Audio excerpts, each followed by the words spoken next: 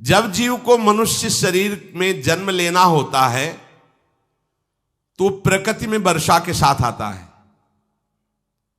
प्रकृति में वर्षा के साथ आया, और फसल में मूली, गाजर, गेहूं, अन्न, इनमें वो जीव प्रवेश करता है और उसे माता पिता दोनों पाते हैं।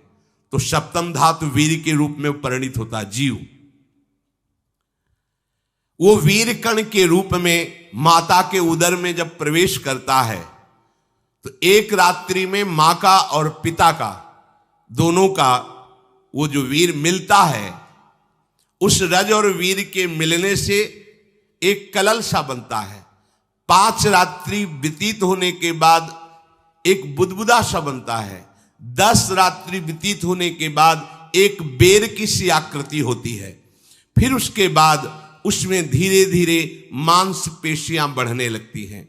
1 महीने में उसके सिर निकल आता है, 2 महीने में हाथ पांव अंगों का विभाग होता है, तीसरे महीने में नख, रोम, अस्थि, चर्म, स्त्री पुरुष के चिन्ह प्रकट हो जाते हैं, 4 महीने में मांसादि 7 धातुएं प्रकट हो जाती है, 5वें महीने में चेतना जागृत हो जाती है।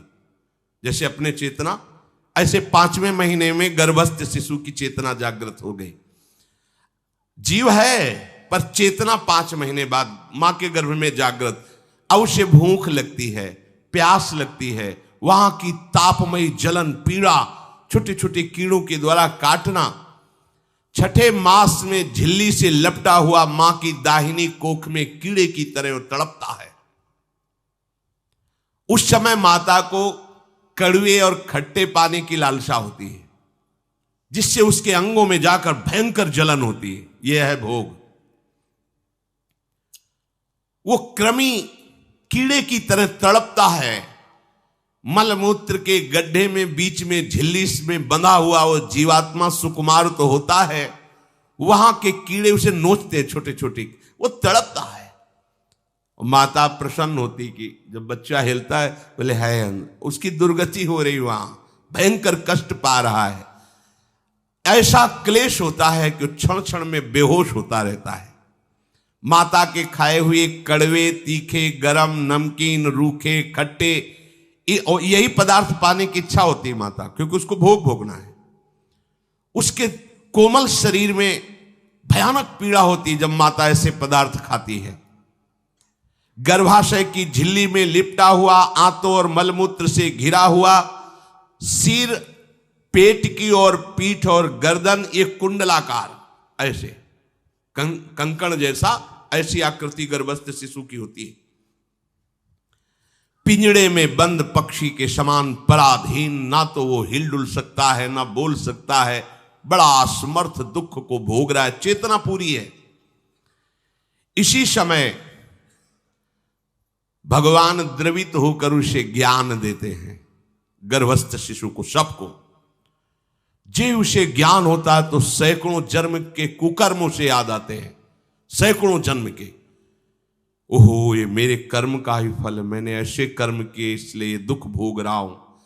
बेचैन हो जाता है, कैसे निपट पाऊंगा, सैकड़ों जन्म के कर्म जमा है। अब महान अशांति उसके हृदय में, उस शरीर में भयंकर पीड़ा। कुंडलाकार शरीर है, हिल भी नहीं सकता है, बस कीड़े काटते, बड़ी तड़पन, बड़ी जलन, भूख प्यास की जलन। अब एक और भयानक जलन हुई, उसे स्मरण हो जाता है कई जन्मों के, सैकड़ों जन्मों के पाप कर्मों का। 7वां महीना आरंभ हुआ कि ज्ञान का उन्मेष हो गया। अब प्रसूति वायु उसे चला रही है, तड़पता है वो। सप्त धातु में स्थूल शरीर से बंधा हुआ वो जीव भयभीत होकर के पुकारता है, अगर कोई भगवान है तो एक बार मुझे यहां से निकाल दे।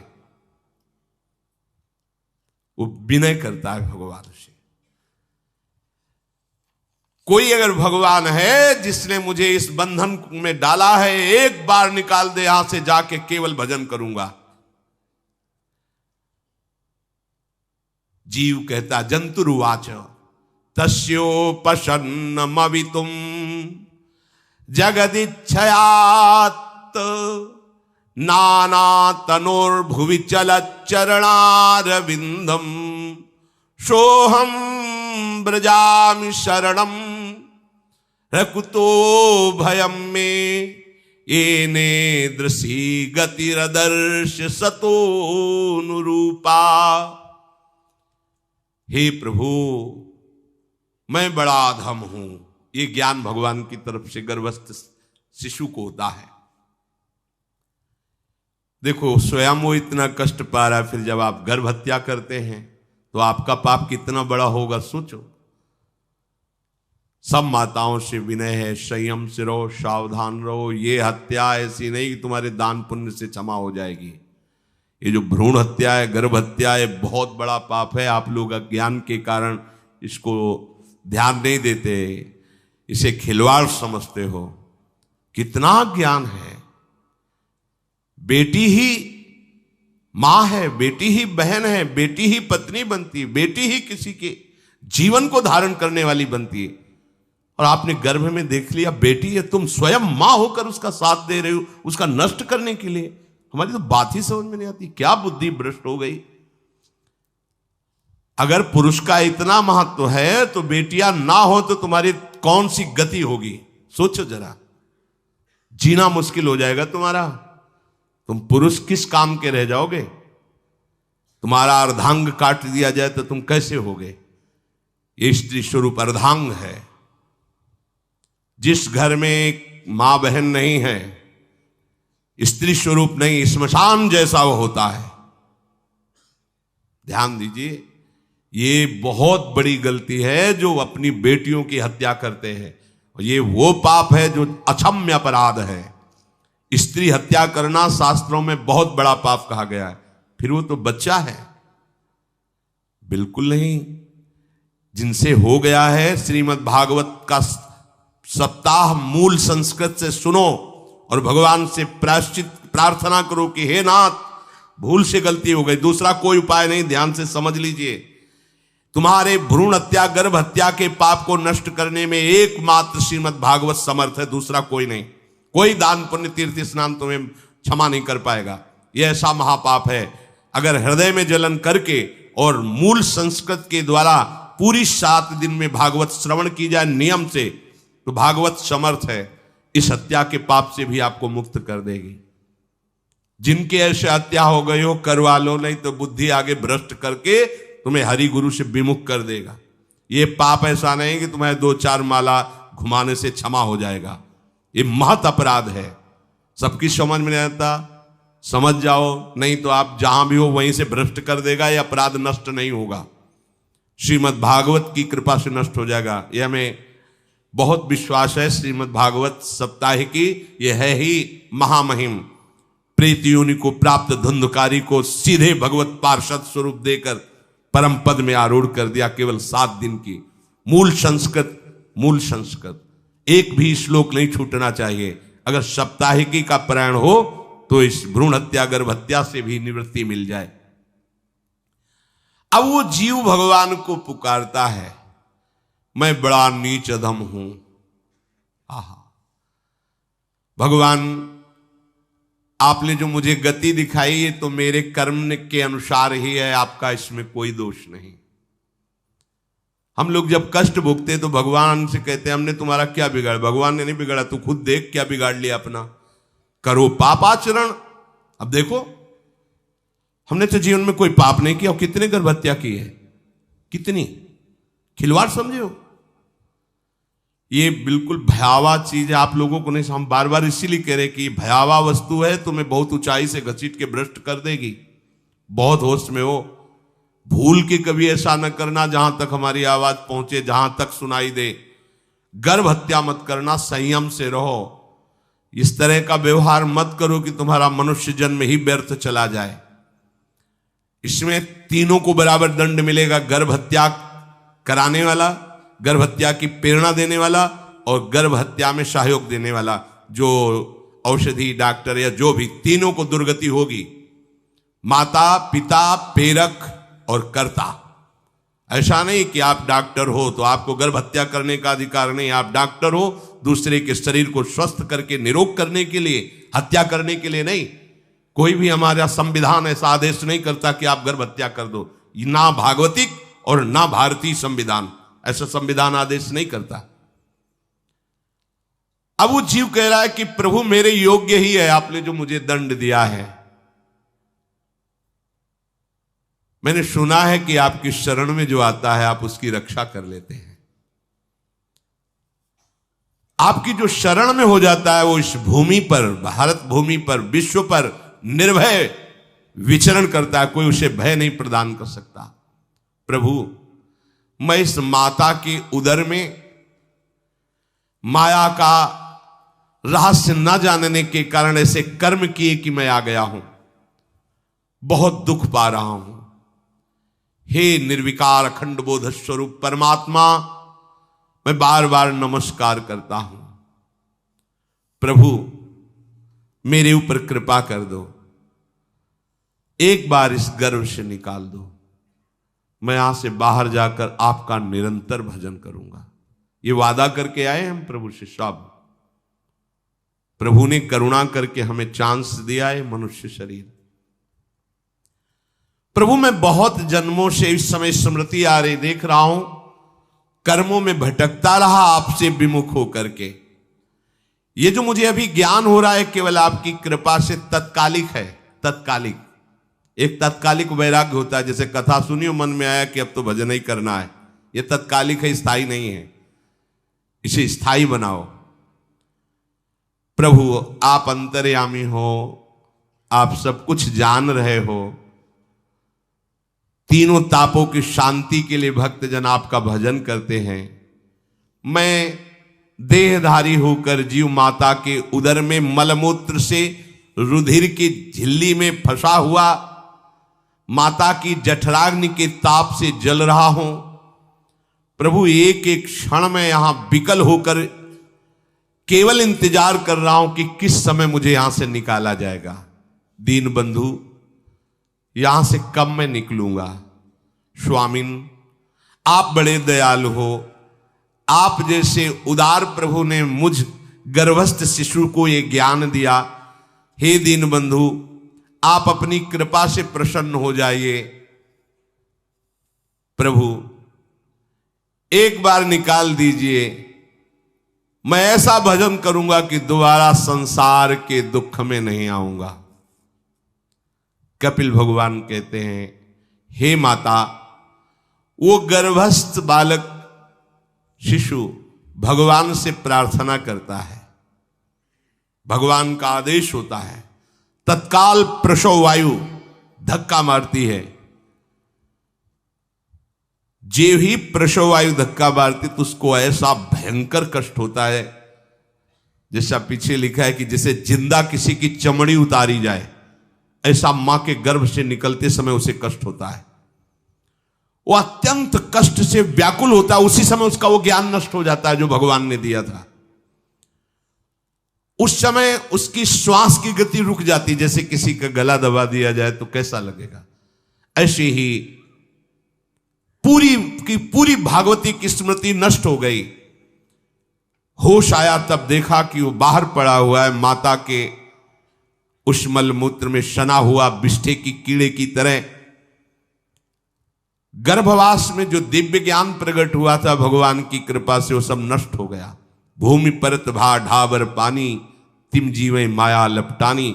चेतन आई तो रोने लगा। वो ज्ञान कहां गया, वो ज्ञानदाता कहां गया। वो कहता कहां कहां, बोले थाली बजाओ बच्चा हुआ है। और वो तो रो रहा है कि कहां, वो ज्ञान कहां गया जिसके बल से मैं कह रहा था कि बाहर निकाल दो, मैं आपका भजन करूंगा। सब खत्म ज्ञान। जो लोग उसका अभिप्राय नहीं समझते वो उत्सव मनाते हैं, बालक हुआ है, वो रो रहा है, वो कहां गया ज्ञान, कहां कहां कहां। छोटा बालक यही रोक कहता कहां। अभी जो ज्ञान उत्पन्न हुआ था, जो अभी भगवान का बोध हुआ था, वो कहां गया कहां गया।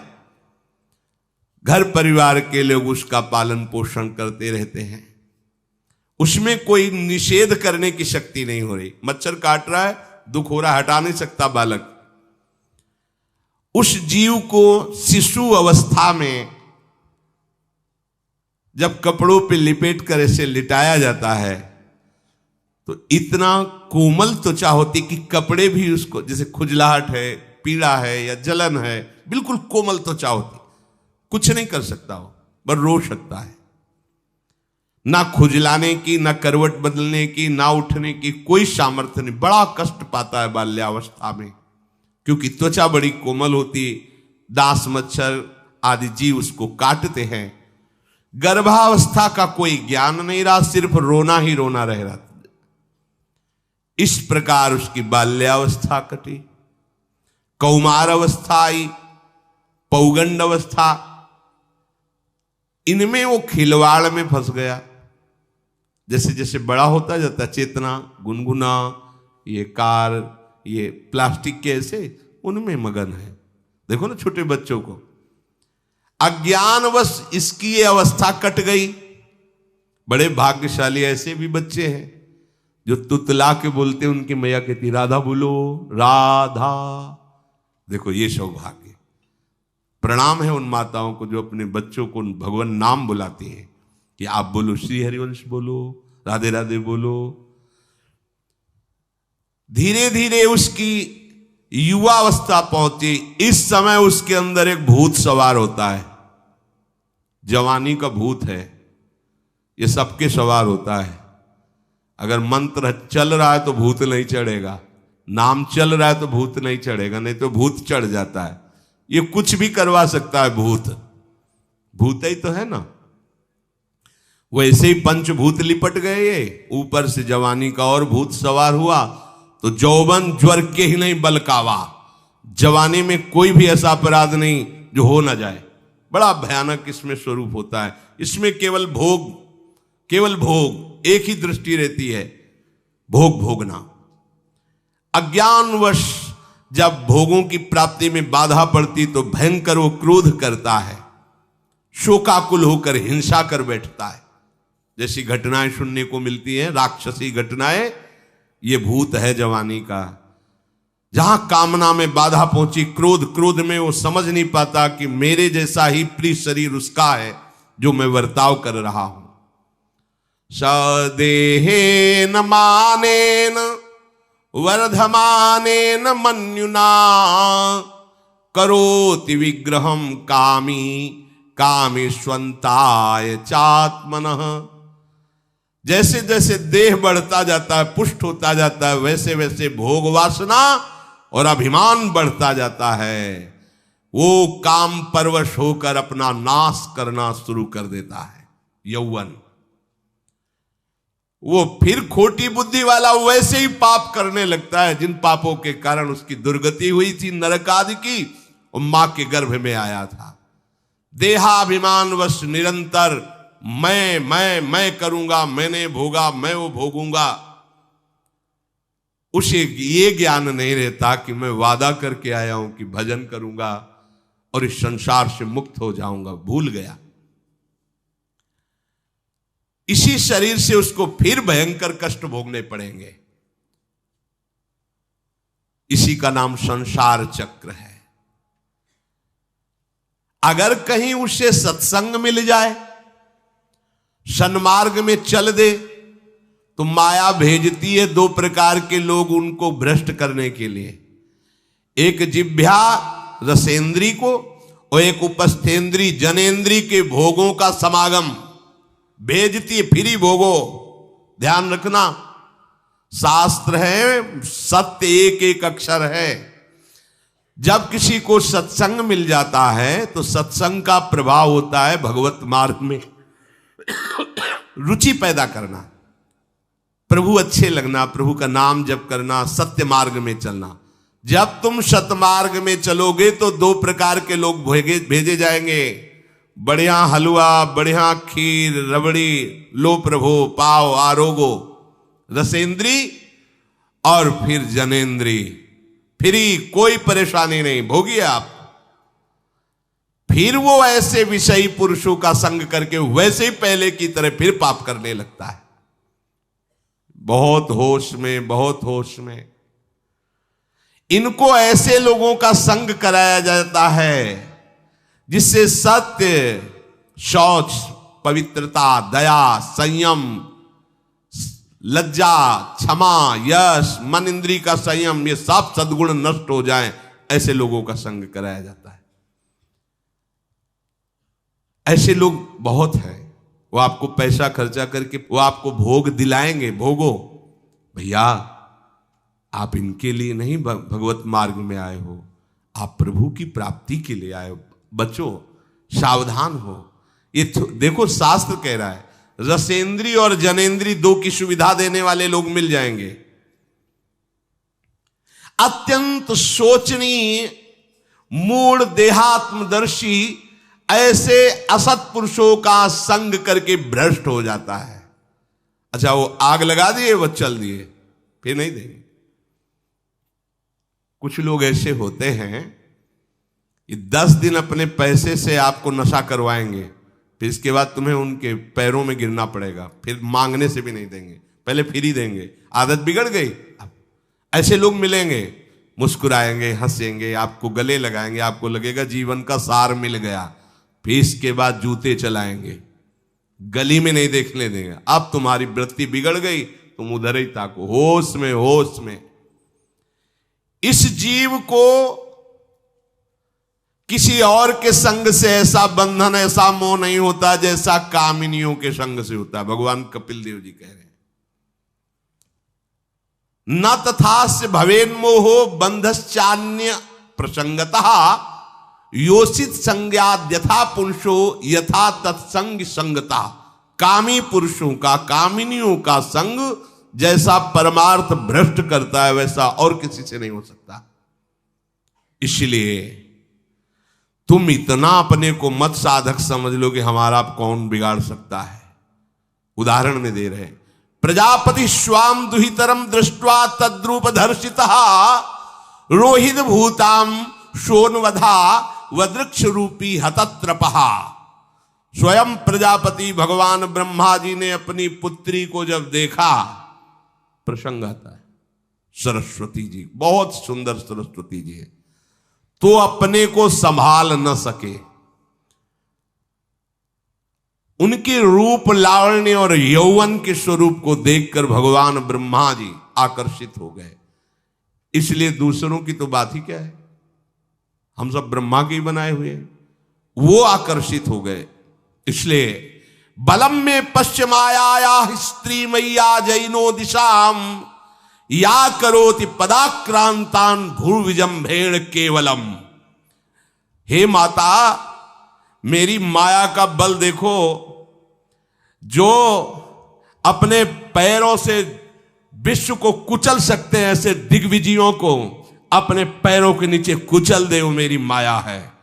देखो, बलम में पश्चिमाया स्त्री मैया जैनो दिशाम, जो 10 दिशाओं पर विजय प्राप्त कर सकते, उनको भी घुटने टिकवा दे, ये मेरी माया है। संगम न कुर्यात् प्रमदा सुजातु योगस्य पारम परमारुरुक्षु मत्सेवया प्रतिलब्धात्म लाभो वदंति या निरय द्वारमस्य। श्री भगवान कह रहे हैं, अहो मेरी इस माया का बल देखो। इसलिए जो मेरे को प्राप्त करना चाहता है, योगारूढ़ होना चाहता है, भजन में आगे उन्नति चाहता है, उसे चाहिए जो तुम्हें भ्रष्ट करने के लिए इशारे करे, चाहे स्त्री हो चाहे पुरुष, तजिए ताहि कोटि बैरिशम, यद्यप परम सने, वो मित्र नहीं, वो माया के द्वारा भेजा हुआ दूत है। चाहे कोई भी हो, होश में तुम समझते हो कि बाजी जीत गए, भाग्य खुल गए, तरस रहे थे भोगों के लिए, मिल गए भोग। अरे नारकी गतियों से बचने के लिए तुम्हें अवसर मिला था, फिर नरक जा रहे हो। तुम समझते हो कि इसको भोग ले तो सुखी हो जाए, उसको जो भोग रहा है वो समझता है उसको भोग ले तो सुखी हो, उसको वो पूरी सृष्टि इसी भ्रम में फंसी हुई है। होश में हो जाओ। जो परम पद चाहता है, भजन करना चाहता है, ठीक से मार्ग में चलना चाहता है, उसे शब्द भगवान के याद कर लेने चाहिए। चाहे वो स्त्री हो चाहे पुरुष, जो तुम्हें गंदी बातें सिखाए, गंदी बातें दिखाए, गंदी बातें करने के लिए प्रोत्साहन दे, जाके संग कुमति मति उपजय करत भजन में भंग तजोरे मन हरि विमुखन को संग। गृहस्थ हो तो धर्म के अनुसार अपनी पत्नी मात्र में सीमित रहो। ये उद्दंडता तुम्हारा नाश कर देगी। ये जो आज नई रीतियां चल रही हैं, ये भगवान ब्रह्मा जी ने अपने पुत्रों को बुलाया। चारों युग ये पुत्र हैं भगवान ब्रह्मा के, सतयुग, त्रेता, द्वापर, कलयुग। सतयुग से कहा भाई हमने रचा है नरक, तुम्हारा स्वभाव सत्य में स्थित होना है, इसलिए हमारी आज्ञा का पालन करो कि नरक खाली भी नहीं रहना चाहिए। तो उनका पिताश्री, जब हमारा स्वभाव आपने ही रचा है तो मेरे राज्य में कोई नरक जाए, भूल चूक से किसी को नरक नहीं जाने देंगे। त्रेता से कहा तो उन्होंने कहा कोशिश करेंगे अपने बड़े भाई का अनुगमन करने की। द्वापर से कहा तो उन्होंने कहा कोशिश करेंगे आपकी आज्ञा का पालन करने की। समझना। लेकिन जब कलयुग आया तो मुस्कुरा के बोला, पिताश्री जैसे बड़े भैया ने कहा मेरे राज्य में कोई नरक मेरी जानकारी में नहीं जा पाएगा, ऐसे ही मेरे राज्य में कोई स्वर्ग या परम पद मेरी जानकारी में नहीं जा पाएगा। मैं सीधे हाउसफुल करूंगा नरक। देख लो ना, शराब पीना, व्यभिचार करना, जुआ खेलना, चोरी करना, हिंसा करना, इसके प्रधान स्थान है। ब्रह्मा जी से कहा आप चिंता मत करो, जैसे बड़े भैया कहते हैं कि हमारे राज्य में कोई नरक नहीं जाएगा, ऐसे हम आपको वचन देते हैं। अगर हमारी दृष्टि पड़ी तो न स्वर्ग जाने देंगे न परम पद में जाने देंगे। तभी महाप्रभु कहते पाए जान जगत में सब जन कपटी कुटिल कलयुगी टंचू। कलयुग ने सबको देख रखा है, सबको अधीन कर रखा है। अगर बच सकते हो तो एक हरिनाम है, राधा नाम है, जो कलयुग का प्रभाव नहीं पड़ने देगा। इसलिए होश में, चाहे वो पुरुष हो या स्त्री हो, रिश्तेदार हो, नातेदार हो, कोई हो, जिसके संग से भोग वासना बढ़े, भगवत विमुक्ता हो, दूरी बना लो, तत्काल दूरी बना लो। वो मित्र नहीं, वो भारी दुश्मन है, जो तुम्हें फिर वही दुर्गति में ले जाएगा जो गर्भ में वादा किया वो नहीं कर पाओगे। भगवान कह रहे मैं इसलिए मना कर रहा हूं कि ये खुला हुआ नरक का द्वार है। वदंती या निरय द्वारम अश्य, निरय माने नरक का द्वार, अश्य माने ये भोग विलासिता खुला हुआ नरक का द्वार है।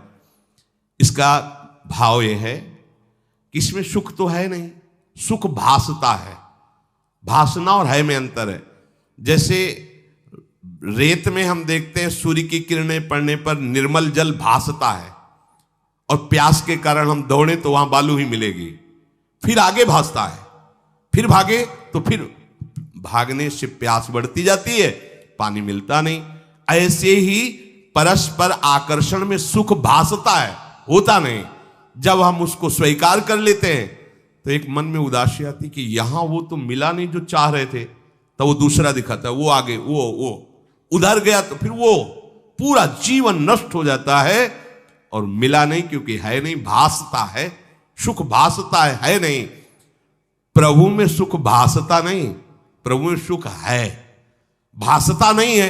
इसलिए जो भासता में लगे वो प्रभु में नहीं लग पाते, क्योंकि यहां भासता नहीं है, वहां भास रहा है, और है नहीं। यहां है, भास नहीं रहा है तो है का परिचय नहीं है, इसलिए वो यहां लग। और जो लग गया तो नाच नाच के मीरा जी कहती पायो जी पायो मैंने राम रतन धन पायो। पति है। प्रथम रात्रि में मीरा जी ने राणा साहब से कहा कि आप हमारी बात शायद समझ सकते हो, आप हमें स्पर्श मत करना। मैंने सुहाग गिरधर के नाम का भरा है, मैं तुम्हारी पत्नी नहीं हूं। लोक व्यवहार के कारण तुम पति रूप में आए हो, तो मैं चाहती हूं कि तुम मेरा सहयोग करो। मैं एक पतिव्रता हूं गिरधर की। मेरे तो गिरधर गोपाल बैठे थे एक ही सैया में, उतर के चरणों में बैठ गए। मीरा जी के चरण पकड़े के अहो भाग्य, मुझे ऐसे सौभाग्य मिला कि आपका पति होने का। एकांत में आप हमारी गुरु होंगी और समाज में आप पत्नी का स्वांग करेंगी, जिससे आपको विक्षेप नहीं पड़े। आजीवन निर्वाह किया, एकांत में गुरुवत मीरा जी के प्रति व्यवहार करते राणा साहब, और व्यवहार में मीरा जी पत्नी जैसा व्यवहार में बाहर, और अंतर में ऐसी सदगति हुई राणा की जो बड़े बड़े योगियों को दुर्लभ है। वो मीरा जी जीवन में कभी भी किसी भोग को स्वीकार नहीं किया। गिरधर के रंग राची, सब भोग चरणों में लुट रहे थे। सोचिए, राज परिवार में ब्याही गई, क्या था, किसी भी सुख की आकांक्षा नहीं। यह है रंग श्री हरि का। है नहीं ना उनमें सुख, जो है सुख वो मिल गया तो फिर भासने की तरफ क्यों बढ़ेगा। इसलिए ये जो मेरी माया है, ये मित्र बनकर पहले सेवा के बहाने से धीरे धीरे पास आती है। आती है का शब्द माया के लिए है, वो किसी भी रूप में होगी। माया का कोई रूप नहीं आज तक वर्णन किया गया, कोई भी रूप हो, वस्तु, व्यक्ति, स्थान, घटना, कुछ भी। उपासक जब समझ नहीं पाता तो वही उसके नाश का कारण बन जाती है। बहुत सावधान, हमें नहीं पता किस रूप में आएगी। जिनको पता है हम उनको अपने पास रखें। वो है नाम, राधा राधा, फौरन पता चल जाएगा आपको पक्का। ये ठीक नहीं, नहीं बहुत श्रद्धा, नहीं बिल्कुल हटो, बिल्कुल हटो, अंदर से बिल्कुल हटो। नहीं तो कोई समझाने वाला थोड़ी था बचपन से हमें कि भाई पास कोई हो, यही नाम। जहां कहीं कोई प्रियता, कहीं आश्रमों में कहीं कुछ समझ में, हटो हटो हटो, ये नाम हटाते हटाते हटाते जहां लगाना चाहिए वहां लगा दिया। नाम अगर है अंगरक्षक तो तुम्हें माया से बचाता रहेगा, क्योंकि जिनकी माया है उन्हीं का नाम है। वो खूब अच्छे से जानता है, माया को पहचानता है। नाम आप नहीं पहचानोगे पक्का, क्योंकि वो बाहर से ही नहीं आती, वो अंदर से भी आती है। ये सब माया के ही पार्षद है, मन बुद्धि चित्त अहंकार सब माया में है। नाम चलेगा तो अंदर और बाहर दोनों जगह सुरक्षित रखेगा। पकड़ लीजिए, वो तिनके में ढके हुए कुएं के समान होती है। पता नहीं चलता कि कितना गहरा कुआं है, ऊपर से तिनके से ऐसा लगता भूमि, जो पैर रखा गिर गए कूप में, अब निकल नहीं सकते। जब मेरी माया में आसक्त हो जाता है तो अंत समय फिर उसी माया का स्मरण आता है। वही सब मैं और मोर तोड़ते हैं। अब वो फिर उसी चिंता से फिर वही फंस गया, फिर वही दुर्गति प्रारंभ। तो हे माता, जो हरि से विमुख हैं उनका ये चक्र चलता रहता है। पुनरपि जननम पुनरपि मरणम पुनरपि जननी जठरे शयनम। इसलिए मुमुक्षु उपासक को चाहिए कि ना कोई भय स्वीकार करो, डरो मत माया से। देखो भगवान के वचन, ना किसी के सामने दीन हो। भक्ति की दैन्यता अलग है, विषयों की दीनता नहीं। ये साधु में कभी नहीं हमने देखा, किसी भी साधु में ये नहीं। साधु है ये नहीं होगा जब मर जाए पक्का, और साधुता नहीं है तो फिर इतना ही है, फिर और रही क्या गया है। फिर साधुता में ये तो नहीं होता पक्का। हम कहते हैं बहुत हजारों संतों से मिले, ये नहीं होता। अरे रिद्धियां सिद्धियां मारी घूमती पीछे, वो हाथ फैलाएंगे। हाँ, आचार्य आदेश के कारण रोटी मांगते हुए बड़े बड़े सिद्धों को देखा गया है।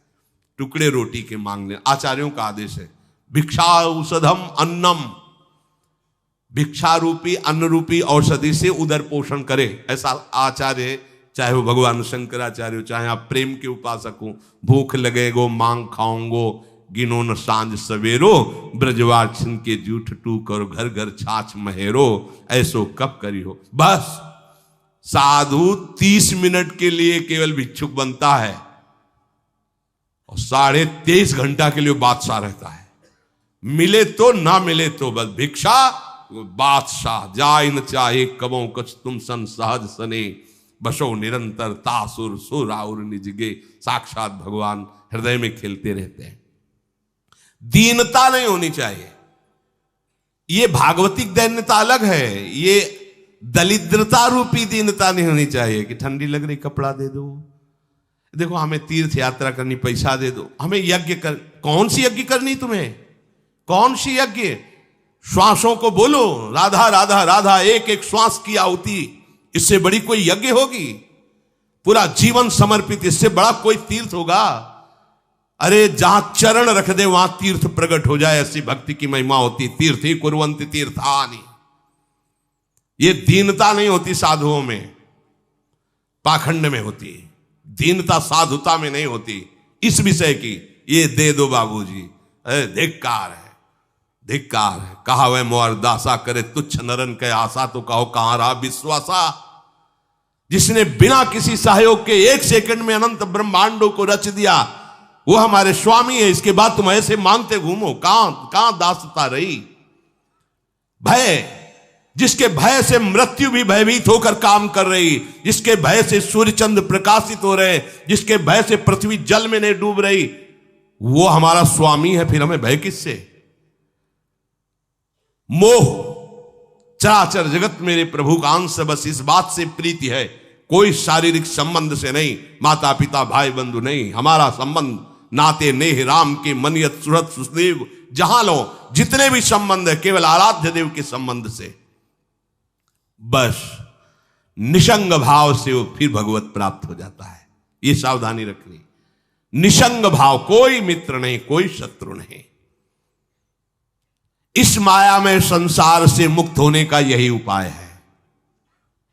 भय नहीं, दीनता नहीं, मोह नहीं, किसी का संग नहीं, और अपने श्यामा श्याम श्यामा श्याम श्यामा श्याम, उनके नाम की, उनके आश्रित। वो आगे से आगे ऐसा दुलार करते हैं, आपको सोचना ही नहीं पड़ेगा। जैसे माँ को पता है बाल भोग कब कराना है बच्चे को, कौन सी पोशाक धारण करानी है, कहाँ उसको खेलने ले जाना है, ऐसे ही हमारे प्रियालाल को पता है ये दास है, इसको कब क्या। सच्ची मानिए, आगे से आगे व्यवस्था उनकी। आश्चर्य में हो जाओगे आप जब अपना अहंकार उनको समर्पित कर दोगे। हम अहंकारी जीव अपने अहंकार के कारण धक्का खाते घूम रहे। नहीं, अखिल कोटि ब्रह्मांडों का सृजन करने वाला प्रभु है। 4 लाख योजन का एक पहाड़ केवल है, सोने का प्योर सोने का, मिलावट नहीं। 4 लाख योजन, 1 योजन 4 कोस, 1 कोस 3 किलोमीटर। कितना एक से एक रत्न इस पृथ्वी में है। ऐसे मालिक के गुलाम हो, ऐसे हाथ फैलाते घूमो। राधा राधा। इस शरीर को बहुत ध्यान से सुन लो। जो इस शरीर को निक्षेप माने धरोहर होता है, धरोहर की भांति।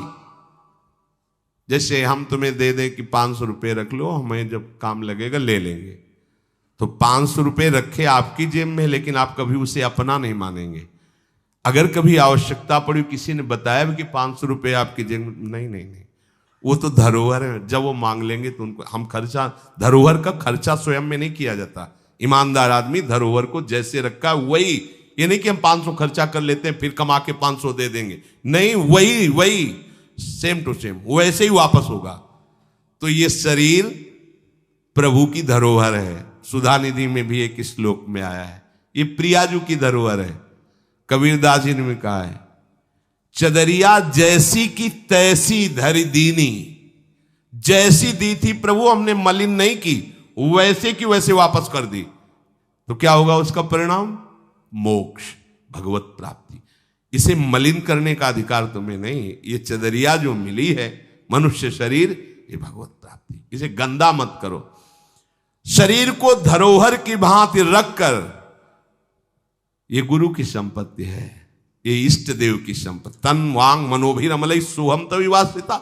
ये शरीर, ये मन, ये वाणी हमारे गुरुदेव को समर्पित, उनकी आज्ञा के अनुसार चलना है। तो क्या होगा? अनासक्ति बढ़ेगी, किसी से कोई राग नहीं। अनासक्त होकर वो भगवत प्राप्त हो जाएगा। एक ही उपाय समस्त दुखों से बचने का, मामुपेत्य। जो मेरे आश्रित हो गया, मेरा भजन करता है, पुनर्जन्म नहीं होता उसका।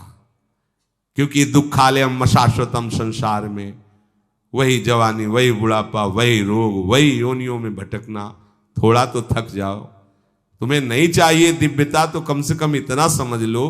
फिर वही प्रारंभ वाली बात कहते हैं कि देश विदेश सुख के लिए भटकते हो, तो हम भी तो ऐसे देश की बात कर रहे हैं जहां सुख ही सुख है। जहां काल की भी चाल नहीं है, वो है निकुंज देश। निकुंज देश के राजा हैं श्यामा श्याम। चलो ना वहां, राधा राधा रूपी धन कमाओ, यहां किसी से व्यवहार न करो, प्रेम का व्यवहार भगवत समर्पित करो, राग द्वेष का व्यवहार मत करो, तो इसी जन्म में ये कर्म परंपरा खत्म हो जाएगी। पता नहीं कौन कौन सी योनियों में हमें जाना पड़े मां के गर्भ में। इसलिए भाई ये आखिरी जन्म होना चाहिए, ऐसा कर लो, ऐसा धन कमा लो जो तुम्हारे साथ चले, वो है राधा नाम। अब जीवन में धोखा ना होने पावे। सबसे प्रार्थना है बच जाओ, आगे और कलयुग भयानक रूप लेके आएगा, आपसे भजन नहीं होगा। अभी देख लो, न खान पान पवित्र है, न संग पवित्र है, न दृश्य पवित्र है, आगे तो और भी। ये ऐसा समय पैदा करेगा कलयुग कि कोई राम कृष्ण हरि नाम सुनाई नहीं देगा।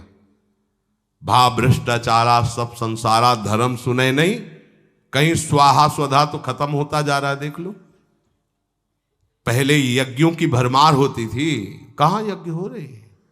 ऐसे ही अभी सत्संग सुनने को मिल रहा है। कितने जगह सत्संग होता है, भगवत प्राप्ति का कितनी जगह सत्संग होता है, खोज लो आप पूरे भारत में। कितनी जगह शुद्ध शास्त्र सम्मत भगवत मार्ग की बात मिलेगी। कितने नाम जापक रह गए हैं। वास्तविक आगे चल करके आपको सपोर्ट ही नहीं मिलेगा भक्ति का।